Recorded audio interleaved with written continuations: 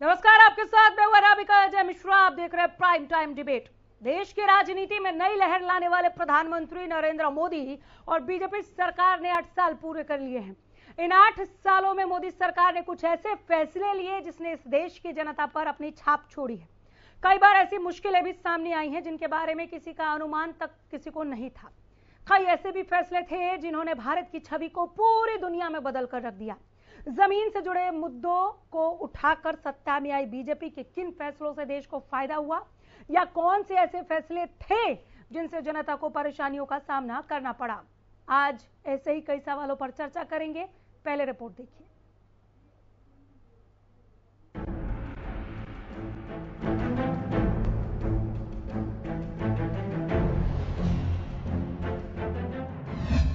मोदी सरकार के 8 साल, कितना कर पाई कमाल।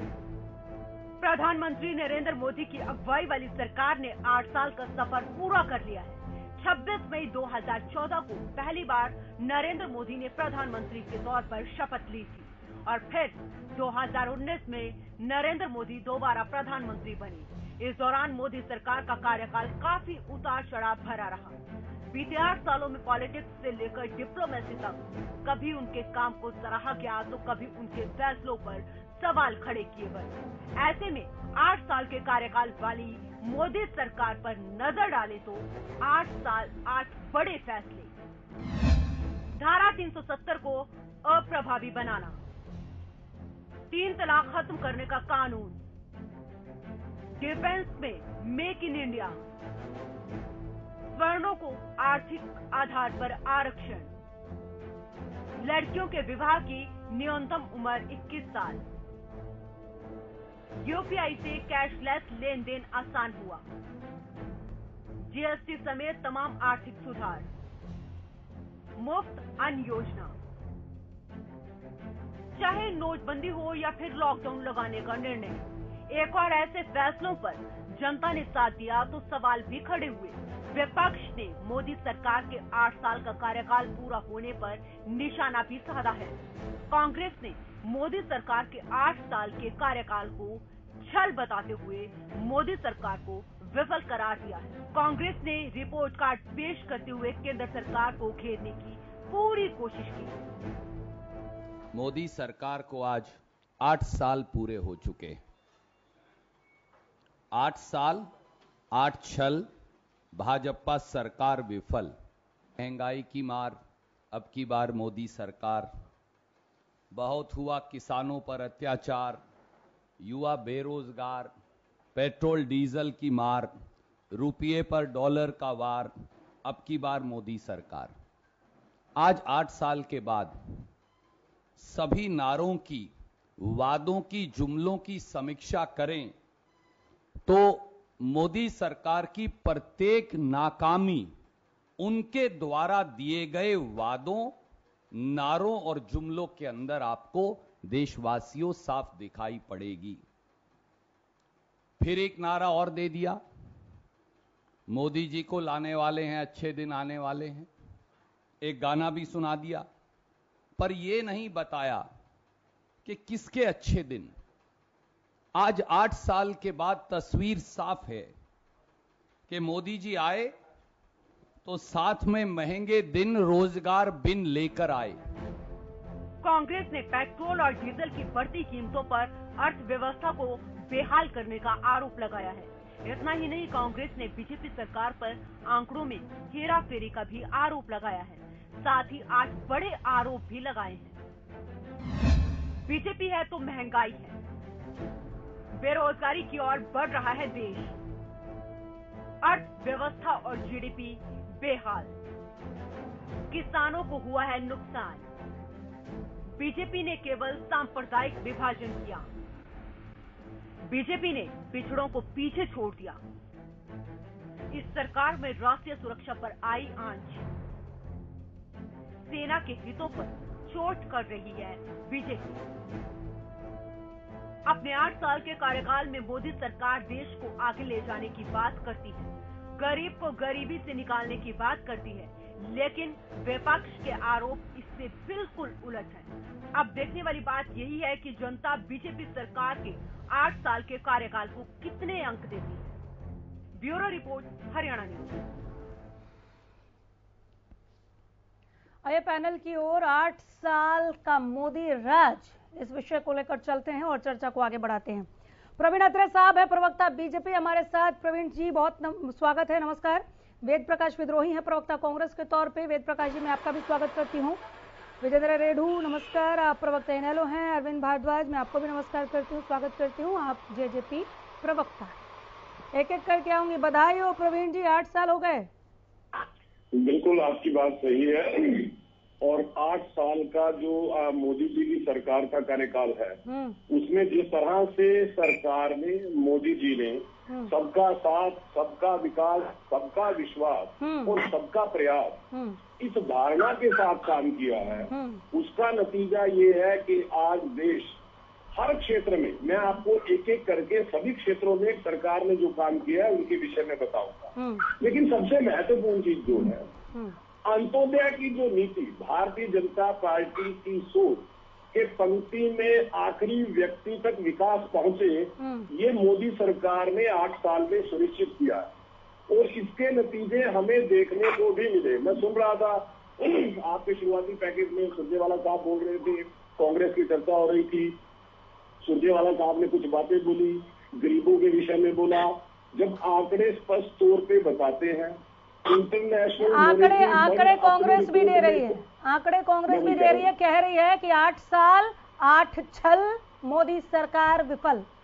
देखिए ऐसा है नाबिका जी, ये बात लगातार 2015 से राहुल गांधी बोलते जा रहे हैं। आपको याद होगा 2019 के लोकसभा चुनाव से पहले राहुल गांधी जी जीएसटी को, जो एक बहुत बड़ा परिवर्तन था, उसके बारे में क्या बोलते थे आपको याद होगा। आपको ये भी याद होगा राफेल के बारे में क्या बोलते थे, माननीय सुप्रीम कोर्ट से झाड़ खाने के बावजूद, उसके बावजूद जिन शब्दों का प्रयोग करते थे, उसका नतीजा क्या हुआ चुनाव में। मतलब कांग्रेस जो है अपनी राजनीतिक विचार शून्यता पे बैठी हुई है, विचारशीलता 0 हो चुकी है। जिस राजनीतिक दल को ये समझ नहीं आ रहा कि इस सरकार ने जो व्यवस्था परिवर्तन देश में किया है, आपके बार बार चिल्लाने के बावजूद जनता ने आपको क्यों नकार दिया। 45 चुनाव 2014 के बाद देश में हुए, चाहे लोकसभा का चुनाव है, विधानसभा, अलग अलग प्रदेशों के चुनाव है, बाई इलेक्शन है। कांग्रेस हर चुनाव क्यों हार गई। भारतीय जनता पार्टी ने 17 राज्यों के अंदर सरकार कैसे बना ली, ये बात भी कांग्रेस के नेताओं को समझ नहीं आ रही है। मैं छोटा सा उदाहरण देके बात करता हूँ। देखिए अगर हम आर्थिक क्षेत्र की बात करते हैं नामिका जी, 2013-14 में हमारे देश की जीडीपी थी 113 लाख करोड़ रुपए के लगभग, और 2022 में हमारे देश की जीडीपी कितनी है, 236 लाख करोड़ रुपए, मतलब दुगने से भी ज्यादा। 1947 में 10,000 होता है, 2014 तक का वक्फा आप देख लीजिए, जीडीपी थी 113 लाख करोड़ रुपए। लेकिन 8 साल के अंदर इस सरकार ने उस जीडीपी को दुगने से ज्यादा कर दिया।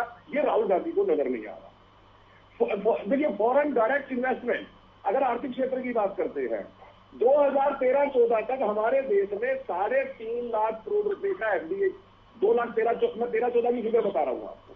लेकिन आज 2022 के अंदर कितना है, 6,47,000 करोड़ रुपए, दुगने से ज्यादा।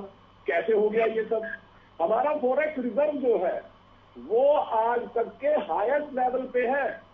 आज स्थिति ये है $600 बिलियन हमारा फॉरेक्स रिजर्व है, $600 बिलियन से ज्यादा आज तक नहीं हुआ देश में कभी। लेकिन राहुल गांधी जी को समझ में नहीं आ रहा। राहुल गांधी जी को यह समझ में नहीं आ रहा है कि इस सरकार ने किसानों के लिए जो योजनाएं लेके आई, किसान सम्मान निधि, लगभग 13 करोड़ किसानों को 6,000 रुपए साल में केंद्र सरकार की तरफ से मिलते हैं। लेकिन राहुल गांधी जी को समझ में थोड़ी आया। राहुल गांधी जी को यह भी समझ में नहीं आया कि जिस फसल बीमा की लगातार कांग्रेस आलोचना करती रही, चाहे प्रदेश स्तर पे बात करे, केंद्र स्तर पे बात करे, लेकिन उनको यह समझ नहीं आया कि लगभग 8 करोड़ किसान उस फसल बीमा योजना का लाभ ले रहे हैं। राहुल गांधी को यह भी समझ, जब हमने सॉइल क्रेडिट कार्ड का जिक्र किया तो यही कांग्रेस थी कि सॉइल क्रेडिट कार्ड से क्या होगा, क्या होता है सॉइल क्रेडिट कार्ड। साहब खेती के अंदर केमिकल का यूज में 20% तक की कटौती हो गई, प्रोडक्टिविटी जो है 14% बढ़ गई है। लेकिन कांग्रेस को नहीं समझ में आई ये बातें। कांग्रेस जो लगातार देश में सत्ता में रही, एक बेसिक एमिनिटीज जो होती है जनता की, विशेष तौर पे महिलाओं के सम्मान का विषय था शौचालय। जो पार्टी लगातार 60 साल से ज्यादा सत्ता में रही हो, वो शौचालय तक नहीं दे पाई देश की जनता को। वर्तमान सरकार ने सत्ता में आके इस बेसिक एमिनिटीज के ऊपर काम किया। वेद प्रकाश विद्रोही जी, ठीक है सर, वेद प्रकाश विद्रोही जी। हाँ जी, जवाब मिल गया आप लोगों को? नहीं कहा, भाजपा वाले झूठ बोलते हैं, झूठे आंकड़े प्रस्तुत करते। मैं एक एक करके इनकी पोल खोल देता हूँ। मोदी जी ने 2014 में दावा किया था सत्ता मिलते ही मैं काला धन लाऊंगा, 1 रुपया नहीं आया आज तक। मोदी जी ने दावा किया था 2 करोड़ लोगों को रोजगार दूंगा। आज हालत क्या है? आज देश के अंदर 7.9% बेरोजगारी दर है, जो 45 साल के इतिहास में सबसे ज्यादा है। और परवीन इतनी जी हरियाणा का देख ले, हरियाणा में 34.8% बेरोजगारी की दर है। बेरोजगारी बढ़ती जा रही है। महंगाई दर कितनी है? 15.8%। थोक की, खुदरा की है 7.8%। बेरोजगारी चरम पर है। ये जीडीपी की बात कर रहे थे। अभी मोदी सरकार ने नई सीरीज के जीडीपी के आंकड़े, सुनिए ना भाई, सुनिए मैडम, क्या बात है, जीडीपी के आंकड़े नई सीरीज के 5 दिन पूर्व ही जारी किए हैं। उस जीडीपी आंकड़ों के अनुसार 2004 से 2014 जब यूपीए कांग्रेस की सरकार थी तो भारत की औसतन जीडीपी 8.6% थी, और मोदी सरकार की 2014 से 2022 तक औसत जीडीपी दर है 4.6%। ये मेरे आंकड़े नहीं है, खुद सरकार के आंकड़े हैं। सरकार ने कहा हम किसान आय दुगनी करेंगे, आज तक किसान आय दुगनी नहीं हो पाई। आज भारत के किसान की 27 रुपया रोज इनकम है। अगर 27 रुपया रोज इनकम है, जिसका मतलब है भारत का हर किसान गरीबी की रेखा के नीचे है। ये दावा कर रहे थे कि हमने गरीबी की रेखा से लोग उठा दिए। इस सरकार की हालत यह है, जब से मोदी जी प्राइम मिनिस्टर बने हैं, गरीबी की रेखा के नीचे के आंकड़े देने से घबरा रहे हैं। वर्ल्ड हंगर रिपोर्ट के 116 देशों में हमारा 101वां नंबर है। कितनी भुखमरी है। ये दावा कर रहे हैं कि इन्होंने अंत्योदय योजना बनाई।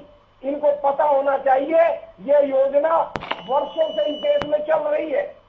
इन्होंने दावा किया कि हमने किसानों को सम्मान निधि दे दी। आपने क्या दिया? 6,000 रुपए। पर आपने किया क्या? केवल डीजल के अंदर आपने 10,000 रुपए किसान से जेब से छीन लिए। 10,000 दिए, छीने, जेब काटी, और 6,000 रुपए आपने साल में दिए। हम डीजल देते थे 55 रुपए प्रति लीटर, आज डीजल मिल रहा है 86 रुपए, हमसे 70% ज्यादा। हम डीजल पर एक्साइज ड्यूटी लगाते थे 3 रुपए 56 पैसे, आज सारी कटौती करने के बाद आज का आंकड़ा बता रहा हूं, ये ले रहे हैं 15 रुपए 80 पैसे। हम पेट्रोल के ऊपर एक्साइज ड्यूटी लगाते थे 9 रुपए, और ये लगा रहे हैं 23 रुपए। इन्होंने 8 सालों के अंदर डीजल पेट्रोल पर ही एक्साइज ड्यूटी लगाकर 27.5 लाख रुपए लोगों की जेब से काट लिए। हम सिलेंडर दे रहे थे 400 रुपए के अंदर, ये दे रहे हैं 1,000 रुपए के अंदर। ये उज्ज्वला स्कीम की बात करते हैं। उज्ज्वला स्कीम के तहत जितने सिलेंडर बांटे हैं 90% सिलेंडर दोबारा रिफिल नहीं हुए कि लोगों के पास पैसा नहीं है। ये जन धन योजना की बात करते हैं कि हमने 22 करोड़ खाते खुलवा लिए। अरे भैया, खाते खुलवाने से क्या होता है? अगर तुमने खाते खुलवा दिए तो गरीबी क्यों बढ़ रही है देश के अंदर? हमने इस देश के अंदर 20 करोड़ लोगों को गरीबी की रेखा से ऊपर निकाला था। रुकिए सर, मैं समझ गया, बहुत होमवर्क करके आए हैं। रुक जाइए, सुनिए। आऊंगी सर, आऊंगी। 2 लोग और हैं, उनको भी। हाँ, कोई नहीं, 5 या फेल बताने वाले भी लोग बैठे हैं। आ जाऊंगे वेद जी। कुछ भी काम नहीं किया 8 साल में। 10 में से 0 दे रहे हैं, माइनस मार्किंग कर रहे हैं आप।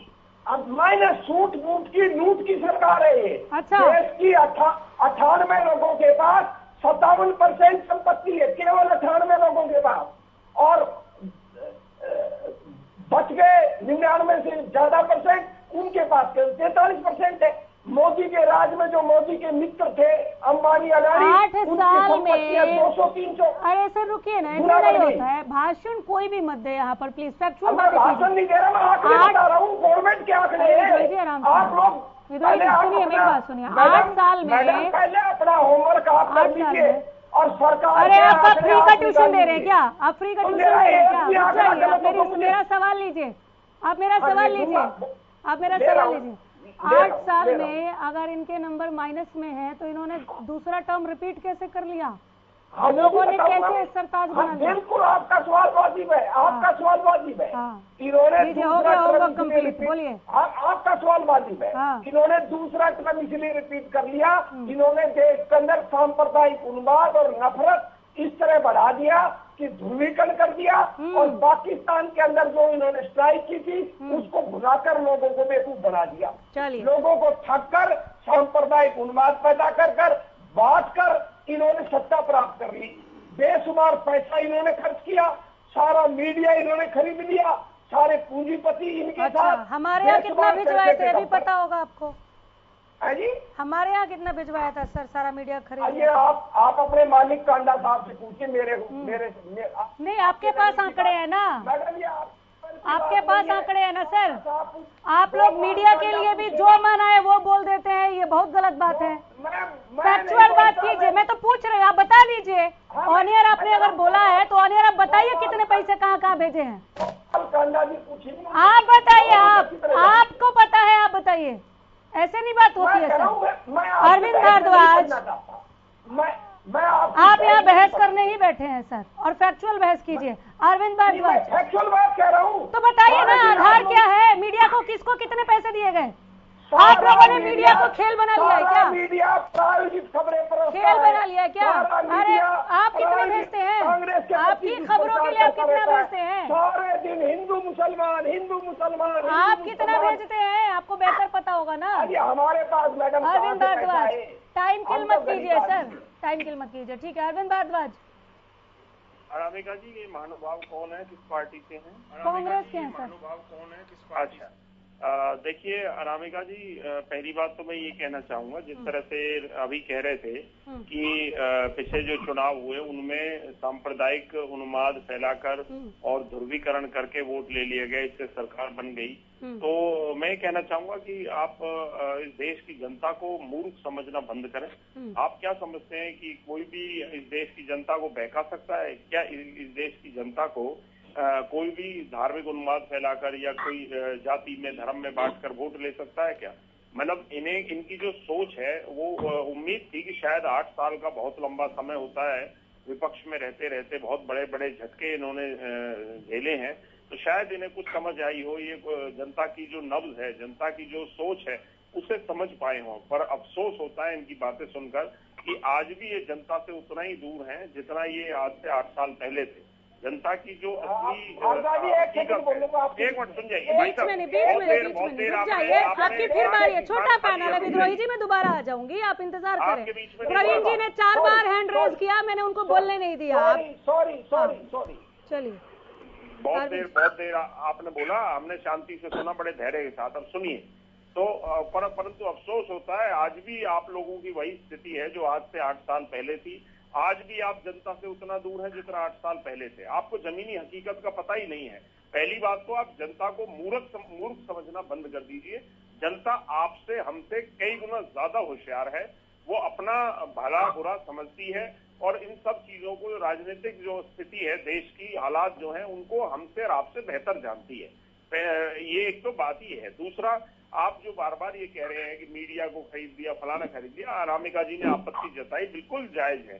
देखिए, अगर आपके पास कोई ऐसे तथ्य हैं, आप चैनल पे डिबेट में बात कर रहे हैं, तो आप उन्हें बताइए। नहीं है तो देखिए, आपको इस तरह से किसी के ऊपर आरोप नहीं लगाना चाहिए। और इसके लिए मैं तो ये कहूंगा कि आपको चैनलों से, मीडिया से माफी मांगनी चाहिए इस तरह के आरोप, क्योंकि मीडिया सिर्फ सत्ता पक्ष को नहीं दिखाता, सिर्फ भाजपा जजपा को नहीं दिखा रहा है। मीडिया तो आपकी खबरें भी चलती है। हम पूरे दिन आपकी खबरों के बारे में, आपकी जो पार्टी की जो गतिविधियां, आज आपने दिल्ली में मीटिंग की उसके बारे में हमें मीडिया से जानकारी हुई कि आपकी कोई दिल्ली में मीटिंग हुई चुनावों को लेकर। तो मीडिया तो सबको दिखा रहा है, जो खबर होगी दिखाने लायक वो जरूर दिखाएगा। तो ये आरोप लगा देना, हाँ कल को आपकी कोई अच्छी खबर आएगी तो आपको कोई दिक्कत नहीं है, आपके खिलाफ कोई छप जाएगी तो आप उसे बिका हुआ कह देंगे। तो ये जो डबल स्टैंडर्ड है ये नहीं चलता है। रही बात अनामिका जी आज के विषय की, हम जो जिस विषय पर आज चर्चा करने के लिए यहाँ मौजूद है कि पिछले 8 साल का जो कार्यकाल रहा हमारी सरकार का, हमारे प्रधानमंत्री जी का, देखिए इसमें कोई दो राय नहीं है, कोई शक नहीं है, किसी को भी नहीं है। सच्चाई बताऊं, ऐसा नहीं है कि आज हम अलायंस में हैं, मैं इसीलिए कह रहा हूं, कल आज से 2.5 साल आज हम पिछले 2.5 सालों से सरकार में हैं कि नरेंद्र मोदी जी ने बहुत अच्छे काम किए हैं और अगर उन्हें गिनाने लगे तो बहुत बड़ी बड़ी उपलब्धियां हैं जो पीछे की जो सरकारें हैं जिनके बारे में सोच भी नहीं सकती थी, ऐसे बड़े बड़े काम इस सरकार ने, नरेंद्र मोदी जी ने किए हैं, वो बधाई के पात्र है। हाँ ये जरूर है कि ये देश विभिन्नताओं से भरा हुआ है, ये एक बहुत बड़ी एक आबादी, बहुत बड़ी जनसंख्या, दुनिया की दूसरी सबसे बड़ी आबादी वाला देश है। तो इतनी विभिन्नताएं होते हुए यहाँ पर सैकड़ों बोलियां बोली जाती हैं, सैकड़ों तरह के विचारधाराएं हैं, मतलब अलग अलग धर्म हैं, अलग अलग जातियां हैं। इतने बड़े क्षेत्र को लेकर चलना एक आसान नहीं है। हाँ अभी चैलेंजेस हैं हमारी सरकार के लिए और मुझे उम्मीद है कि हमारी जो केंद्र की सरकार है नरेंद्र मोदी जी के नेतृत्व में वो उन सभी चैलेंजेस को पूरा करेगी, चाहे वो रोजगार को लेकर हो या हमारी अर्थव्यवस्था को लेकर हो या और विषय है, उन सभी पर पहले से अच्छा काम किया है और आगे हमें उम्मीद है कि वो और अच्छा काम करेंगे। और जो अच्छी चीज है उनको कहने में क्या बुराई है। अब मान लीजिए 370 को हटाया तो इसका तो कांग्रेस को भी स्वागत करना चाहिए। ये लोग नहीं कर पाए परंतु एक अच्छा काम उन्होंने किया। इस देश में एक विधान, एक देश, एक झंडा, एक विधान होना चाहिए, ये तो बड़ी जायज की बात है। इसमें गलत क्या है, इसमें विरोध क्या है। और इसी तरह के अगर और विषय हैं जो देश की जरूरत है, देश की लोगों की समस्याएं हैं, अगर उन पर सरकार काम करती है तो इसमें बुराई क्या है। अगर देश की जो हमारी बाहरी शक्तियों से बचाव के लिए हमारे सीमाओं को सुरक्षित करने पर इस सरकार ने ध्यान दिया, हमारी सेनाओं को मजबूत करने पर ध्यान दिया, तो इसमें कोई बुराई नहीं है, ये तो अच्छी बात है। गठबंधन धर्म से हटकर बताइएगा अरविंद जी, 8 साल में कितना कमाल किया है, 10 में से कितने अंक देगी जेजेपी मोदी सरकार को? देखिए अनामिका जी, मैंने पहले ही इसलिए ये बात कही कि इन पूरे 8 साल हम इनके साथ नहीं रहे, हम पिछले 2.5 साल से ही सरकार में हैं, हम अपोजिशन में भी रहे हैं। फिर भी हम जानते हैं कि जो इस देश का आम जनमानस है उसकी भावना नरेंद्र मोदी जी के साथ 8 साल पहले भी थी, 2014 में जब चुनाव हुआ और आज भी है। तो ये हमने विपक्ष में रहते हुए भी महसूस किया और आज भी महसूस कर रहे हैं। ऐसा नहीं है, उन्होंने जो काम किए हैं उनके लिए लोग आज भी एक प्रधानमंत्री के रूप में एक बेहतरीन प्रधानमंत्री मानती है ये देश की जनता। जिस तरह से स्वर्गीय चौधरी देवीलाल जी ने जनमानस को सरकार के साथ जोड़ा, सरकार की जो नीतियां हैं उन्हें जनमानस तक लेकर आए, एक आम आदमी की चौपालों पर जो चर्चाएं होती थी, जो विषय थे, उनको सरकार का मुद्दा बनाया, चाहे वो बुजुर्गों को पेंशन दिलाने की बात हो या और तमाम किसानों की समस्याओं को सुलझाने की बात हो। इसी तरह से नरेंद्र मोदी 10 on 10 दे रहे हैं आप, 10 on 10 दे रहे हैं। बिल्कुल बिल्कुल मिलने चाहिए। ठीक है सर, विजेंद्र रेड्डू काफी देर से वेट कर रहे हैं अपनी बारी का। बिल्कुल 10 on 10 मिलने चाहिए। ठीक है, चलिए बधाई आपको, 10 में से 10 मिले हैं अत्रे साहब। विजेंद्र रेड्डू जी, किन फैसलों ने इतिहास बदला या नहीं बदला? वाहवाही लूट रही है सरकार या वाहवाही का काम किया है तो वाहवाही तो मिलेगी ही। अनामिका जी, सबसे पहले तो आवाज उठाएं जरा। अरविंद भारद्वाज जी को बधाई देना चाहूंगा। बोलिए, आप बोलते रहिए। अरविंद भारद्वाज जी को मैं बधाई देना चाहूंगा। इन्होंने बड़े अच्छे तरीके से गठबंधन धर्म को निभाने का काम किया है और ये शायद वो दिन भूल गए हैं जब 2019 में चुनाव थे, किस प्रकार से पानी पी पी करके भारतीय जनता पार्टी को कोसा करते थे। वो दिन हमें याद है अच्छे तरीके से। कहीं किसी को जमुना पार भेज रहे थे तो किसी को यमुना पार भेज रहे थे, लेकिन अब गठबंधन है तो गठबंधन में इनका ये बातें करने का फर्ज बनता है। अब 1 मिनट अरविंद भाई, 1 मिनट मेरी बात पूरी होने दो। देखिए, आप ट्रैक पर रहिए। मैंने बड़े आराम से सुना है। अभी मेरा मौका तो मुझे बोलने दीजिए। हाँ, मुझे बोलने दीजिए। नहीं, उनको दे दिया आपने जवाब। अब आ गए मोदी सरकार के 8 साल पर। हाँ, इसमें 8 साल पर आ गए। हाँ हाँ, मैं आ रहा हूँ। अभी चुप होंगे तभी आऊंगा ना नामिका। देखिए, 8 साल का जो शासनकाल है, इसके लिए संक्षेप में मैं मानता हूँ, और हमने कुछ फैसलों की सराहना भी की है। हमने कहा 370 धारा को हटाया, वो अच्छा काम किया सरकार ने, मोदी जी ने अच्छा काम किया। और इसके अलावा 3 तलाक वाला मामला था, वो अच्छा किया मोदी सरकार ने, हम उसकी सराहना करते। और सबसे पहले अभय सिंह जी चौटाला ने 370 के ऊपर बयान देकर के ये कहा था कि ये अच्छा फैसला किया है।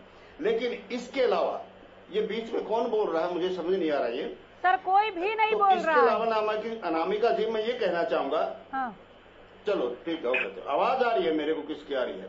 तो मैं ये कहना चाहूंगा अनामिका जी, और मैं उसके ऊपर विस्तृत तरीके से बताऊंगा।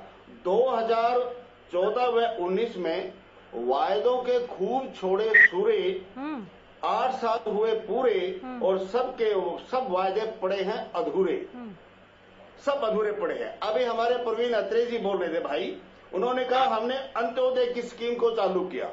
अंत्योदय का अर्थ मैं बताता हूं प्रवीण जी। अंत्योदय का मतलब होता है आखिरी व्यक्ति का उदय करना। मैं समझता हूं आज हिंदुस्तान भूखमरी के मामले में बहुत पीछे है, और 146 कंट्रीज का जो सर्वे आया था, उसमें हिंदुस्तान 131वें नंबर पे है। इसलिए ये आप मान लीजिए कि अंतिम व्यक्ति का उदय आप नहीं कर पाए। दूसरी बात आपने कही थी, प्रत्येक व्यक्ति को घर देने का काम करेंगे। आज भी करोड़ों लोग बेघर हैं। रेलवे स्टेशनों पर जाकर के देख सकते हैं आप, बस अड्डों पर जाकर के देख सकते हैं। तीसरी बात आपने कही, अनामिका जिन्होंने कही है, किसान सम्मान निधि। किसान सम्मान निधि के तहत हम किसान को 6,000 रुपए वार्षिक देते हैं। अब मुझे ये बताइए कि पेट्रोल, डीजल, गैस और जीएसटी के तहत महंगाई कितनी बड़ी है। अकेले पेट्रोल और डीजल के ऊपर विद्रोही जी ने विस्तार से आपको बताया था, मैं उनको सेकंड करता हूं। अगली बात, सरकार ने फसल बीमा योजना लागू करने का काम किया। अनामिका जी, फसल बीमा योजना इतनी गलत योजना है, आज भी किसान फसलों का मुआवजा लेने के लिए धरने कर रहे हैं, प्रदर्शन कर रहे हैं, उनके ऊपर लाठी चार्ज किया जा रहा है, उनके ऊपर मुकदमे दर्ज किए जा रहे हैं। यदि सरकार ने फसल बीमा योजना लागू कर रखी है और किसान का बीमा कर रखा है, तो उसको क्यों धरने और प्रदर्शन करने पड़े हैं? ये हमारे आजाद भारत का एक बहुत ही निंदनीय विषय बनता जा रहा है कि बीमा भी करवा दिया, किस्तें भी काट ली, और जब उसको जरूरत पड़ती है तो उसको बीमा नहीं दिया जाता है, उसको मुआवजा नहीं दिया जाता है। अगली बात अनामिका जी, प्रवीण भाई से मैं कहना चाहूंगा, आप नोट करते रहिए। आपने कहा था कि हम 2 करोड़ लोगों को रोजगार देने का काम करेंगे। आपने 2 करोड़ से ज्यादा को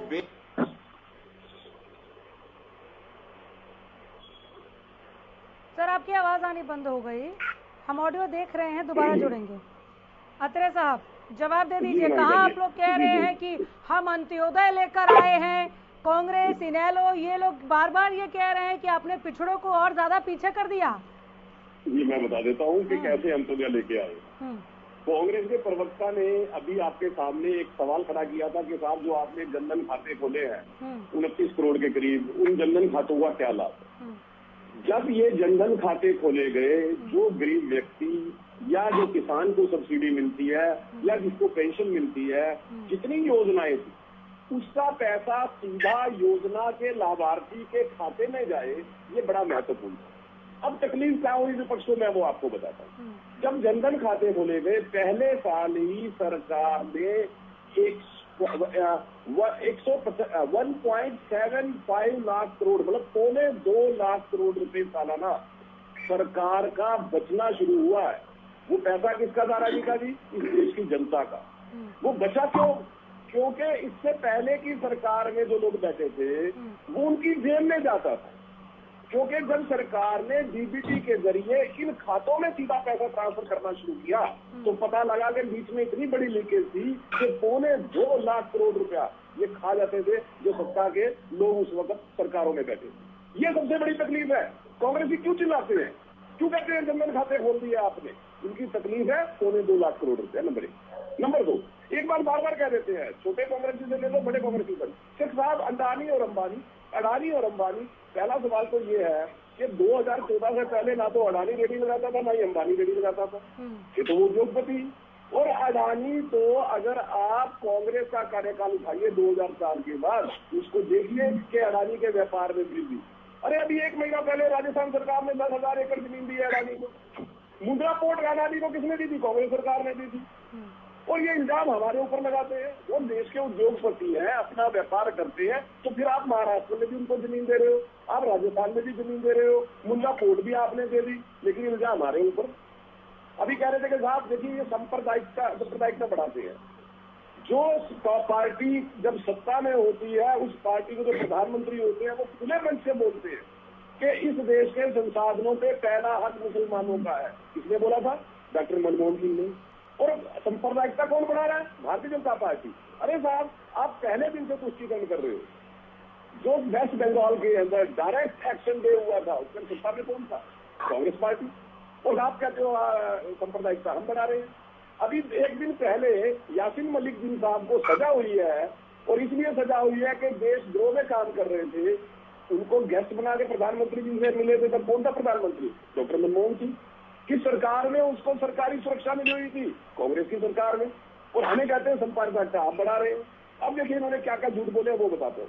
ये कहते हैं कि साहब जो खुदरा महंगाई 7.8% है इस टाइम देश में। मैं भी मानता हूँ कि हमारा कंज्यूमर प्राइस इंडेक्स इस वक्त 7.8% है, लेकिन कांग्रेस सरकार के अंदर 2011-12 में कितना था? 11.6%। अभी कोरोना काल की वजह से, यूक्रेन रूस युद्ध की वजह से अंतरराष्ट्रीय स्तर पर जो स्थिति पैदा हुई, अरे हमारा तो फिर भी 7.8% है। अगर आप बाकी देशों का चेक करोगे जाके विद्रोही जी, तो आपको पता लगेगा अमेरिका के अंदर 8.5% है, जापान के अंदर 22% बढ़ चुकी है। हिंदुस्तान पहला देश है जिसका सीपीआई अभी भी डबल डिजिट में नहीं गया और सबसे कम है। ये सरकार की नीतियों का नतीजा है। अभी मैंने एक बात और कही कि साहब हमारे टाइम में देखिए जीडीपी 8 से पहले तो इनको शायद ये नहीं पता कि जीडीपी की ग्रोथ और जीडीपी की टोटल वैल्यू दो अलग अलग चीजें हैं। जीडीपी ग्रोथ अगर 8.6% थी, लेकिन उसकी टोटल वैल्यू कितनी थी? 3.5 लाख करोड़ रुपए। आज टोटल वैल्यू कितनी है जीडीपी की? 6,47,000 करोड़ रुपए। ये एक और बड़ी इंपॉर्टेंट थी। कांग्रेस ही बड़े चिल्ला के बोल रहे हैं। मैं इनसे ये पूछता हूँ कि जब कांग्रेस सत्ता में थी 2014 में प्रति व्यक्ति आय कितनी थी देश के लिए? इनको पता है यहाँ पे डॉक्टर विद्रोही जी को? मैं बताता हूँ 69,959 रुपए प्रति वर्ष। हमारे देश की पर कैपिटा इनकम 69,959 रुपए।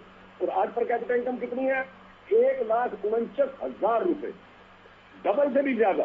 ये कैसे परिवर्तन आ गया? 1947 से आप चले, 60 साल आप सत्ता में रहे, लेकिन पर कैपिटा इनकम 70,000 रुपए भी नहीं बना पाए। लेकिन 8 साल के अंदर ये सरकार पर कैपिटा इनकम डबल से ज्यादा कर देती है। लेकिन फिर क्या कहते हैं कि सरकार ने तो कुछ भी नहीं किया। नहीं क्यों ने एक बड़ी बात कही कि देखिए जो किसान की प्रतिदिन की आय 27 रुपए थी। आपने economic survey report government of India 2013-14 पढ़ लीजिए भी कोई कंफ्यूजन न रह जाए। आपको पता लग जाएगा कि किसान की पर प्रतिदिन आय क्या थी और आज किसान की प्रति 3 गुना वृद्धि है। अगर आपकी 13-14 की इकोनॉमिक सर्वे की रिपोर्ट पढ़ लीजिए, एक बार पढ़ के तो देखिए उस डॉक्यूमेंट को। आप केवल झूठ एक और इन्होंने बात की कि मोदी जी ने कहा था काला धन लेके आएंगे। कहाँ है काला धन? अनामिका जी 4.25 लाख करोड़ रुपए एनपीए रिकवर किए सरकार ने। वो एनपीए जो इनकी सरकार में फोन के ऊपर वित्त मंत्री जी लोन दिलवा देते थे जो वापस नहीं आता था बैंकों का। इंसॉल्वेंसी एक्ट किसने बनाया? मोदी जी ने। फायदा ये हुआ कि एनपीए की रिकवरी होनी शुरू हुई। ये काम किया इस सरकार ने। बैठ के बोल देते सब काला धन कहा है जी, आपने तो कहा था।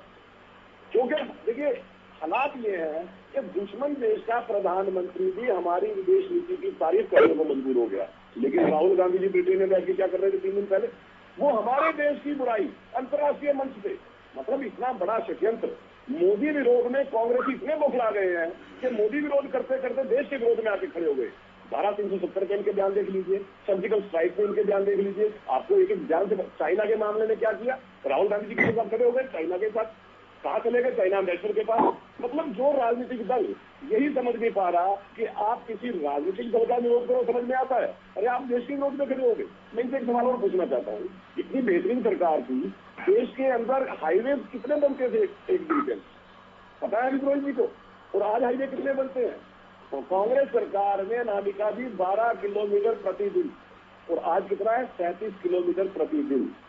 कांग्रेस 2014 तक हमारे देश के अंदर मात्र 50,000 किलोमीटर के हाईवे थे पूरे देश के अंदर, और आज कितने हैं? 2.25 लाख किलोमीटर के।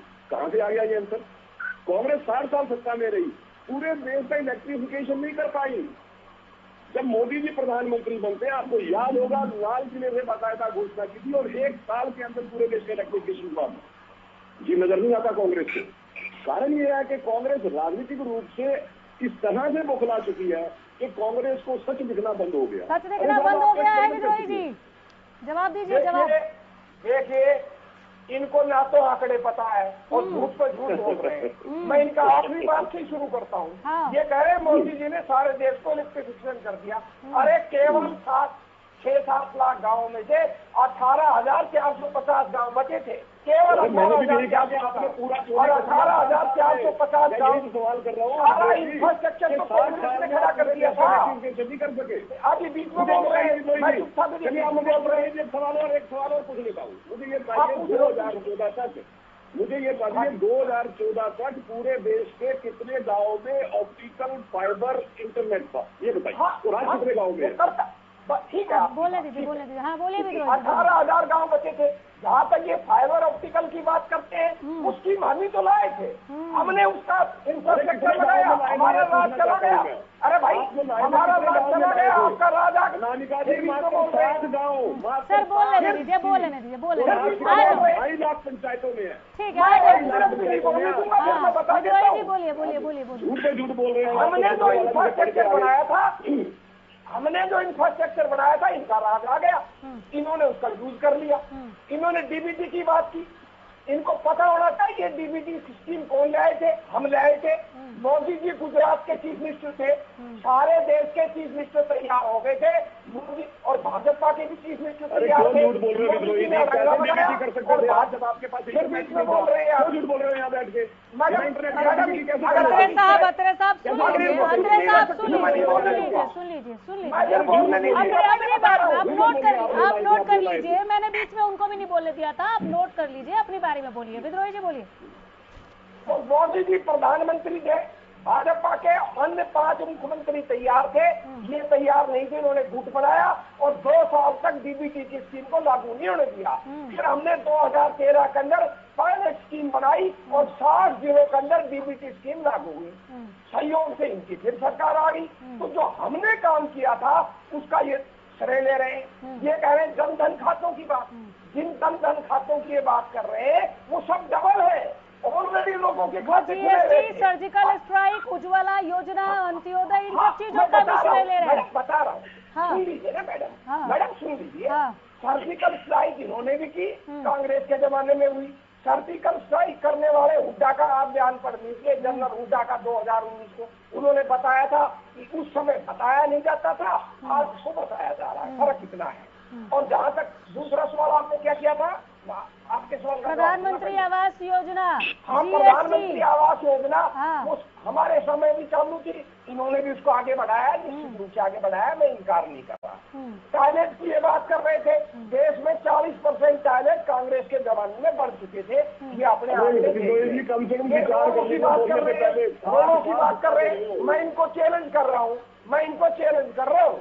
ये मुझे 8 साल में बताते इन्होंने कौन से रोडों के लिए जमीन अधिग्रहित की है। सारी जमीन का इंफ्रास्ट्रक्चर, क्योंकि रोड बनाने के लिए सबसे बड़ी समस्या है जमीन अधिग्रहण का। हम सारी जमीनें अधिग्रहित करके देखे गए थे, उसमें 7-8 साल लग जाता है। हम तो जिस कानून के तहत 3, 4, 6, 9 फिर कोर्टों में लोग चले जाते हैं, वो सारी जमीनों के रोड हमने अधिग्रहित कर रखी थी। इनका राज आया, इनको कोई समस्या नहीं हुई, इन्होंने रोड बना दिए, तो उनके अंदर गति बढ़नी स्वाभाविक थी। वो इनकी बात पा जाइए। फिर इन्होंने कहा कि हमने काला धन ला लिया। अरे भाई, अगर तुमको एनपीए और काले धन के बीच में अंतर पता नहीं तो आपकी बुद्धि पर मैं तरह सिखा सकता हूँ।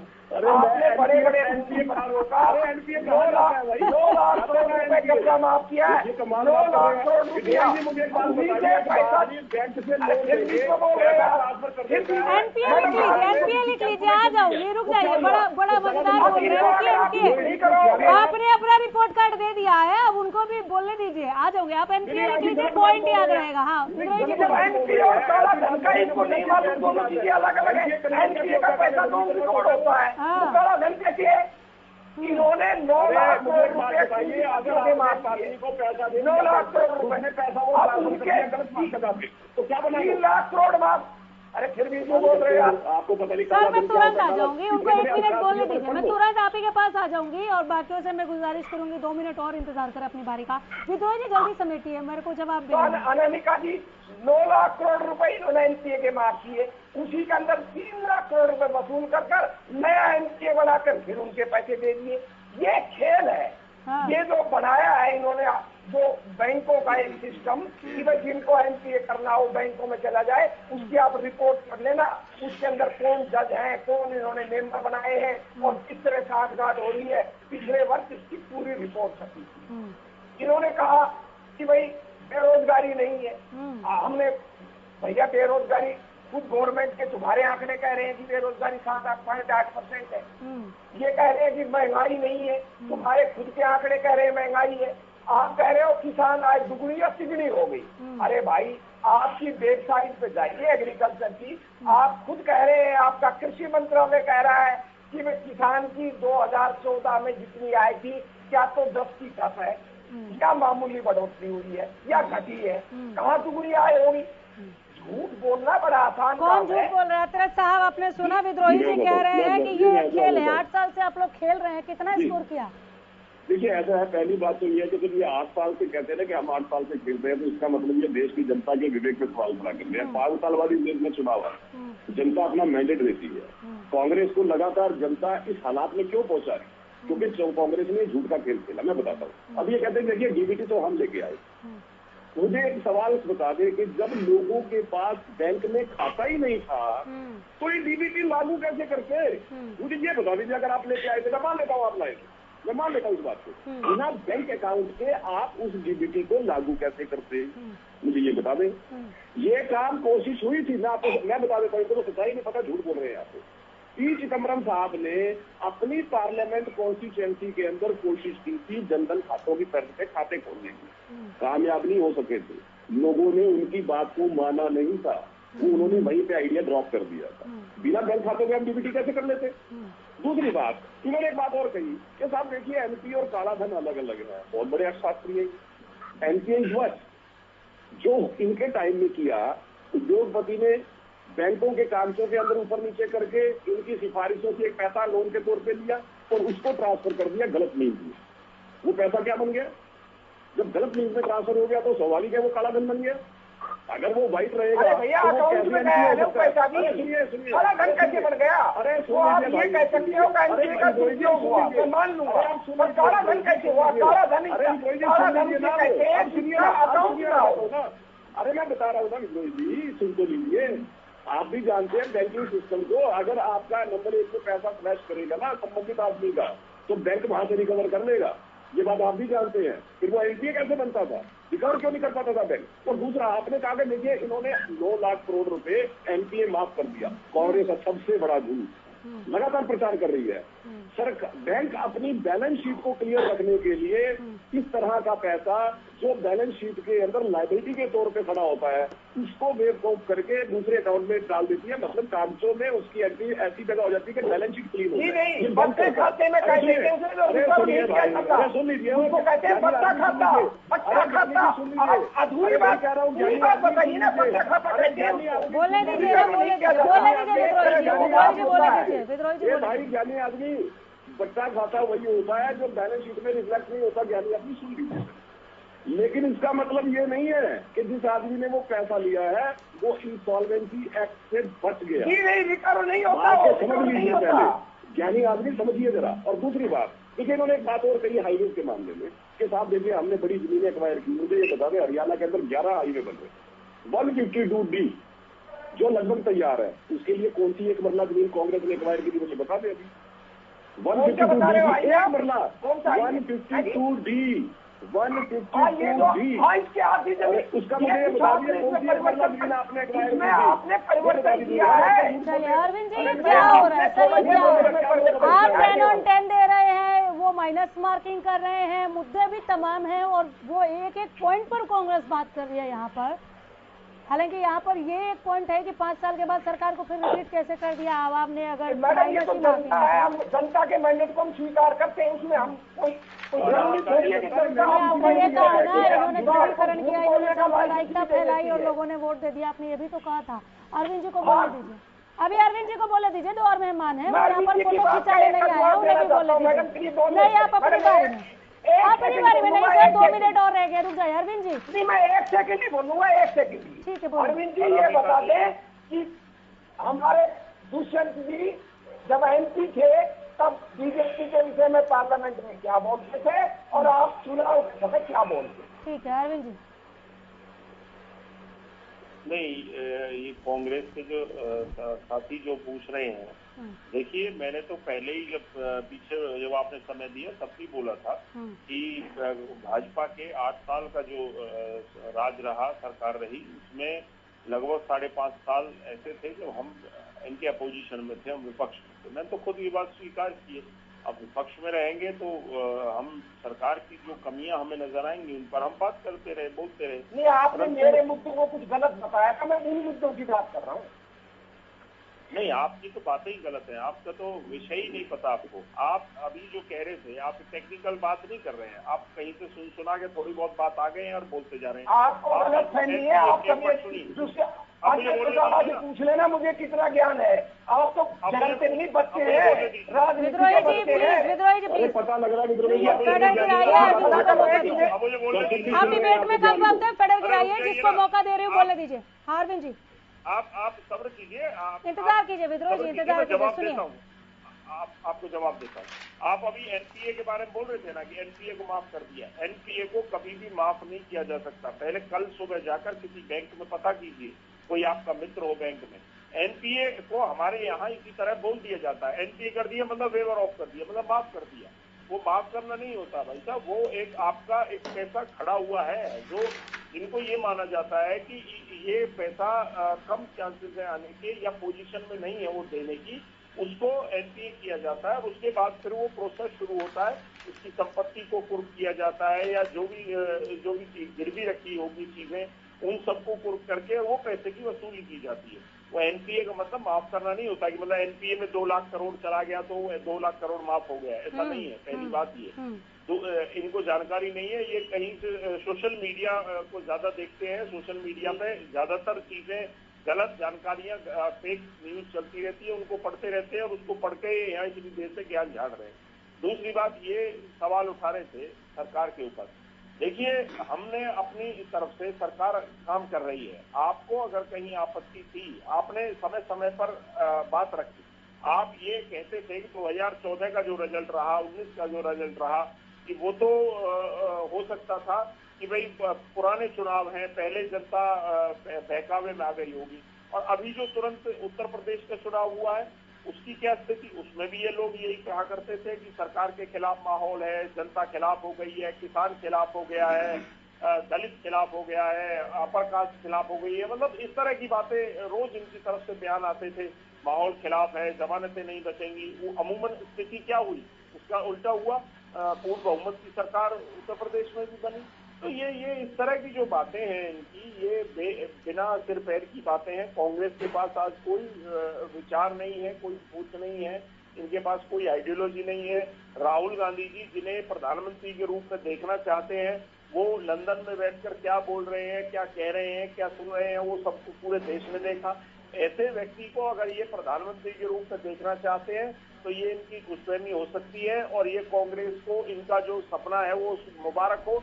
परंतु इस देश का अभी ऐसा दुर्भाग्य नहीं आया कि राहुल गांधी जैसे व्यक्ति को ये देश प्रधानमंत्री के रूप में स्वीकारे। ये कतई ये देश मानने को तैयार नहीं है और कई बार इस बात के लिए देश की जनता ने इनको ये जवाब भी दिया है, ये सबक भी सिखाया है। उसके बावजूद अगर इनको ये समझ नहीं आती हो तो इनको इनका प्रधानमंत्री का उम्मीदवार मुबारक हो। विजेंद्र रेड्डू जी, अनामिका जी, देखिए ये दोनों ही राष्ट्रीय पार्टियां हैं, भारतीय जनता पार्टी और कांग्रेस पार्टी। और देश की जनता किसी भी पार्टी को सत्ता सौंपती है, वो उसी उम्मीद भरोसे के साथ सौंपती है कि वो देश को आगे बढ़ाने का काम करेंगे। और सरकार का एक नैतिक फर्ज भी बनता है कि वो सरकार कोई ऊपर से नहीं उतरती है, सरकार जनता के बीच से निकल करके हमारे ही साथी एक समूह बन करके जीत करके जाते हैं और वो सरकार बनाते हैं। लेकिन मैं कहना चाहूंगा, ये बार बार कहते हैं, अभी हमारे जेजेपी वाले साथी ने भी कहा, प्रवीण जी ने भी कहा कि दोबारा मैंडेट नहीं मिलता हमारे को यदि पहले टर्म में हम काम पूरा नहीं करते या अच्छा नहीं करते। दूसरी टर्म तो कांग्रेस को भी मिली थी, 2005 में बनी, फिर 9 में भी बनी, उनको भी तो दूसरी टर्म मिली थी और आपको भी दूसरी टर्म मिली है। लेकिन गलत बात यह है कि कांग्रेस पार्टी ने भी, देखिए विद्रोही जी सुनिए, आप भी बिल्कुल सच्चाई है कि मैं एक क्षेत्रीय पार्टी से संबंध रखता हूं, लेकिन मैं एक जागरूक नागरिक भी हूं हिंदुस्तान का। जिस प्रकार से 2005 से लेकर के 2014 तक हिंदुस्तान का शासन आपके हाथों में रहा और सेकंड टर्म में खास करके उस टाइम जब दिल्ली में खेल गांव बनाया जा रहा था और वहां पर उस आयोजन को हमने एक अंतर्राष्ट्रीय आयोजन करना था खेलों का, उस टाइम देश के पैसे को जिस प्रकार से दोनों हाथों से लूटने का आपके नेताओं ने कार्य किया था वो बहुत ही शर्मनाक था, इसमें कोई संदेह नहीं है। दूसरी बात मैं कहूंगा, आपके प्रधानमंत्री जी जो हैं आदरणीय डॉक्टर मनमोहन सिंह जी देश के सर्वोच्च पद पर हो रहे हैं, मैं उनको सैल्यूट करता हूं, लेकिन प्रधानमंत्री जिस प्रकार का होना चाहिए वो उस प्रकार के नहीं उतर पाए। और जब एक हमारा प्रधानमंत्री विदेश में कहीं जाता है और उसकी तलाशी ले ली जाती है तो देश का भी उसमें अपमान होता है। ऐसे आपके प्रधानमंत्री हुआ करते थे और जब एक प्रधानमंत्री के हाथ से एक अध्यादेश को पकड़ करके कोई एक पदाधिकारी फाड़ करके फेंकने का काम करता है, वो भी देश का अपमान को। नहीं, एक मिनट, अनामिका जी एक मिनट, मोदी सरकार को हम कोई अंक नहीं देते, लेकिन कुछ कार्य मोदी सरकार ने अच्छे किए। ऐसा भी आप लोग बात मत कीजिए तो पता है ना, जैसे कि 1 आधा 2 1.5 2.5 कुछ तो देना चाहिए था, आपको कुछ किया ही नहीं है सरकार ने। आपसे नाइंसाफी है सर, ये तो गलत बात। हाँ अनामिका जी, मैं बताता हूँ ना, मैं जस्टिफिकेशन करता हूँ। नहीं, मैं जस्टिफिकेशन कर रहा हूँ अनामिका जी, इन्होंने कुछ कार्य अच्छे किए हैं, हम उनकी प्रशंसा करते हैं, लेकिन उसकी तुलना में इतने कार्य गलत हो गए हैं कि वो अंक इनके माइनस होते हैं, क्योंकि राजनीति में माइनस मार्किंग होती है, नेगेटिव मार्किंग। अच्छा, माइनस मार्किंग वाला पेपर था ये। हाँ ठीक है प्रवीण जी, कुछ कार्य 370 तब बाजिए। अच्छा, आप जवाब किसी को नहीं देंगे, सुनिए, 3 बार पीसीआर से कमांड आ गया वाइडर का। बिल्कुल प्रवीण जी, आप मेरा सवाल सुनिए, 10 सेकंड दे रही हूँ और मेरे सवाल का 10 सेकंड में जवाब दीजिए, आगे का क्या प्लान है? देखिए, आगे का प्लान पूरी तरह से स्पष्ट है। केंद्र सरकार ने बाकायदा 2030 तक की, मोदी जी का विजन 2030 तक का है और मोदी जी स्वयं ये बात बड़े स्पष्ट तौर पे कह भी चुके हैं। एक बड़े नेता का नाम लेके, अगर आपको याद होगा, आशीष पाटिल, क्योंकि देश को विश्व गुरु बनाना, जिस प्रगति की चलिए, तो विश्व गुरु को बनाने की दिशा में आप लोग क्या कदम उठाएंगे और उस पर आप लोग किस नीति नियत और नेताओं के साथ आगे बढ़ेंगे? नेताओं के चेहरे तो सामने है ही, नीति और नियत पर हम आगे बात जरूर करेंगे। फिलहाल बहुत शुक्रिया आप सभी का हमारे पैनल में आने के लिए, इसका हिस्सा बनने के लिए और इस तमाम बातचीत के लिए। और आप कहीं मत जाइए, देखते रहिए हरियाणा न्यूज।